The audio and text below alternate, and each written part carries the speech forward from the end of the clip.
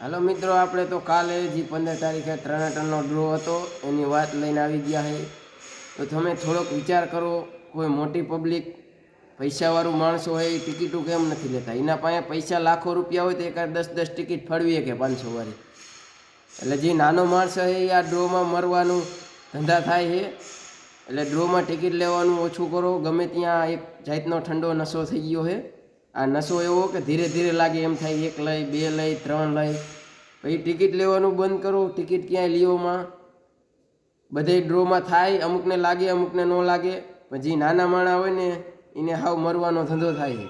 અને આપણે જે 3 ડ્રોમાં ફ્રોડ થયું એમાં ઘણા બધા રૂપિયા હતા. અને મંદિર બનાવવાનું, ગાયોના લાભ અર્થે આ તે ઘણી વસ્તુ કરે, પણ ડ્રો થઈ જાય, ઇનામ જેવાનો એને દઈ દે, ન દે, ફ્રોડ થાય. બાકી પાછળ કાંઈ મંદિર કે ગાયોને કશું વસ્તુ કાંઈ થતું નથી.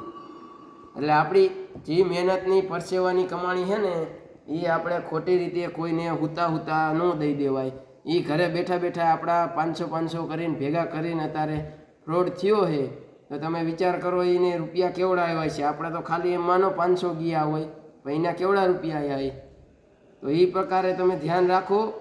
ગમે ત્યાં ડ્રો થાય, 50ની ટિકિટ હોય, 100ની ટિકિટ હોય, 200ની 500ની ગમે તેવડી ટિકિટ હોય, પણ તમે કોઈ શરતે ટિકિટ લેવાનું બંધ જ કરી દો. એવી ખોટો નસીબના એવું અજમાવો નહીં તમારો નસીબ, કે આપણા નસીબ એટલા સારા હોય ને તો આપણે ટિકિટ લેવી ન પડે. કામ કરો એટલે પૈસા મળી જ જવાના છે. એટલે ડાયરેક્ટ કોઈ કરોડપતિ બનવાનું ન વિચારો. 500માંથી 51 લાખ, 13 લાખ, 18 લાખ એવું ન વિચારો. જય માતાજી.